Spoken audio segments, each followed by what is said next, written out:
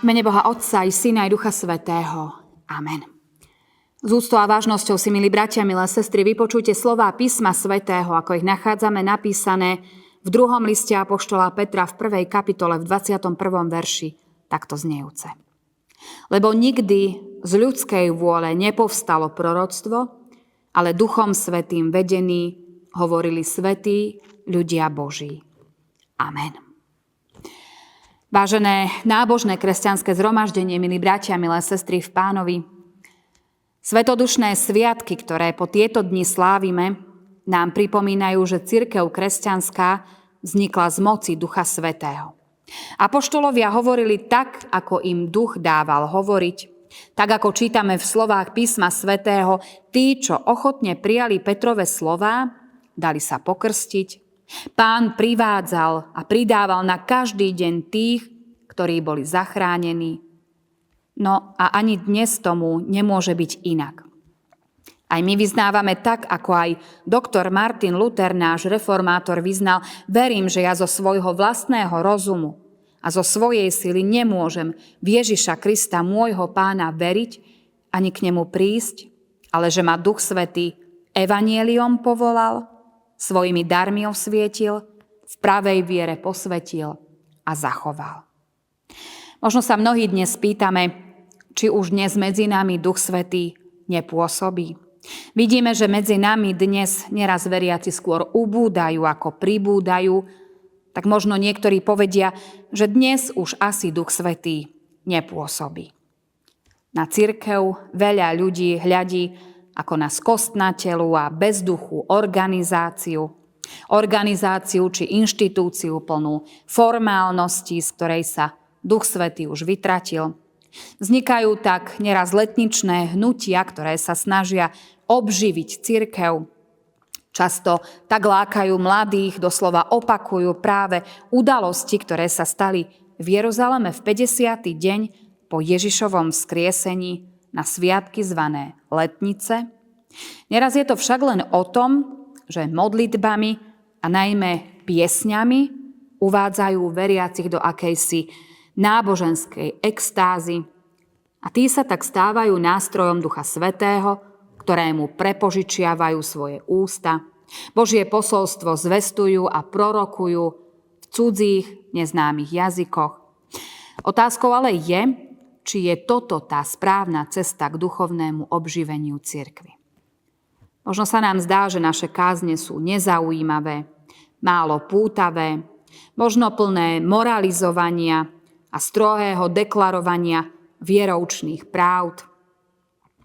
Oprávnene aj my musíme volať po dare Ducha Svätého. Tie naše duše sú hladné a smedné, ale práve preto si aj my musíme pripomínať slová Pána Ježiša o falošných prorokoch, ktorí zvedú mnohých. A preto, milovaní, neverte každému duchu, ale skúmajte duchov, či sú z Boha, pretože mnohí falošní proroci vyšli do sveta. Ako a kde teda aj dnes pôsobí Duch Svätý? A počujeme to práve aj zo slov písma svätého. Nikdy z ľudskej vôle nepovstalo proroctvo, ale Duchom Svätým vedení hovorili svätí ľudia Boží. A práve týmito slovami nám písmo sväté dáva jasnú odpoveď na našu otázku.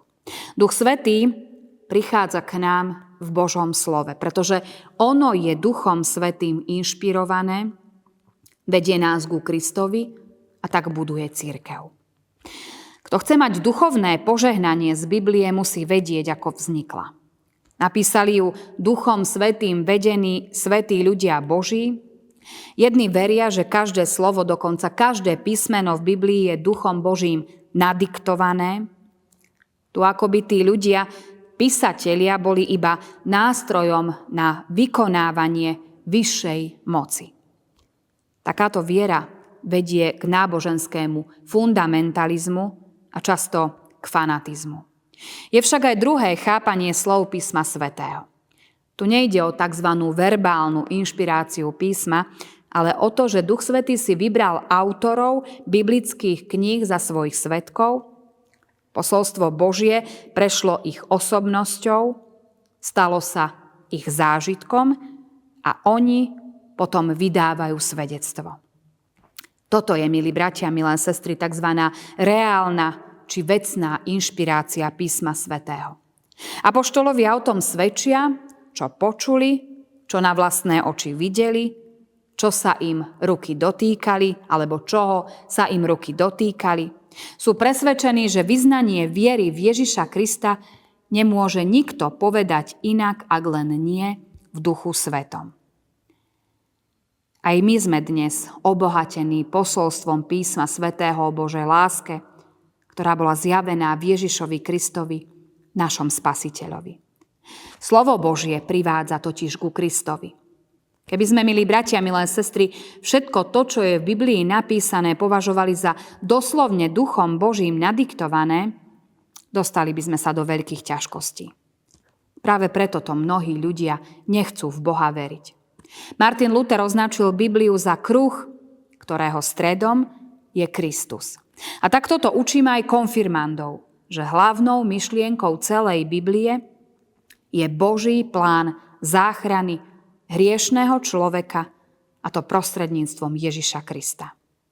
To, čo vedie ku Kristovi, to je Duchom Božím inšpirované a to nám Duch Svätý poskytuje.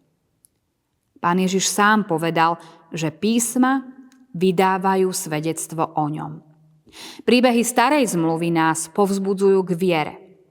V nej môžeme sledovať pravdivosť Božích zasľúbení a ich uskutočňovanie v dejinách spásy. Toto všetko nás povzbudzuje veriť v Božiu pomoc pre nás osobne, pre cirkev aj v budúcnosti.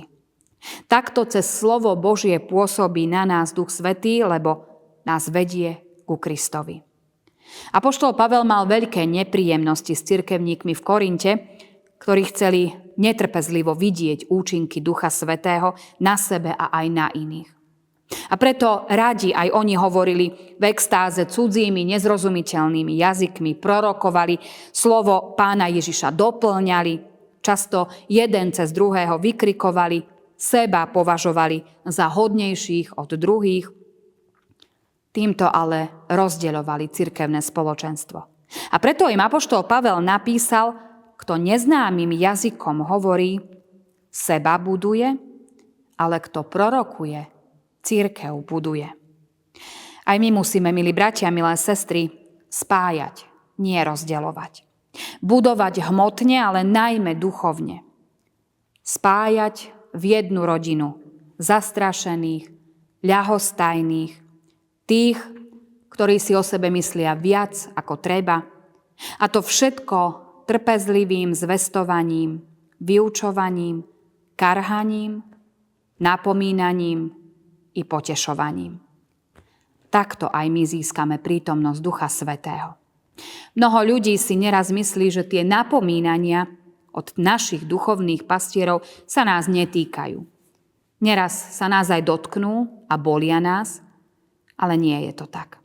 V našej pyšnej ľudskej prirodzenosti máme všetci sklon považovať sa za spravodlivých, popierať svoju vinu, radi sa vyhovárame, ale všetkým tým nás Duch Svätý tvorí a obnovuje. Tak ako Petra, ktorý zaprel, Duch Svätý použil pri vzniku cirkvi, tak ako starý Izrael, ktorý odpadol, premenil na nový duchovný Izrael, ten, ktorý v Kristovej cirkvi pôsobil, takto chceme aj my premeniť, obnoviť a použiť. Takto aj nás chce premeniť, obnoviť a použiť, aby sme boli nielen my sami zachránení, ale podľa príkladu Petrovho aj my sme sa stali ukazovateľmi cesty záchrany iným pre kráľovstvo Božie. Nech nám teda sám Pán Boh na tejto ceste pomáha. Amen. Pomodlíme sa. Príď, Duchu Svätý, naplň srdcia svojich verných a zapáľ v nich oheň svojej lásky. Zošli svojho ducha a stvor a obnov v nás Bože, Ty si srdcia svojich veriacich naplnil svetlom Ducha Svätého. Daj aj nám v tomto duchu poznať, čo je správne a vždy sa radovať z jeho útechy. O to ťa prosíme skrze Krista, nášho Pána a Spasiteľa. Amen. A spoločne sa pomodlíme modlitbu Pánovu.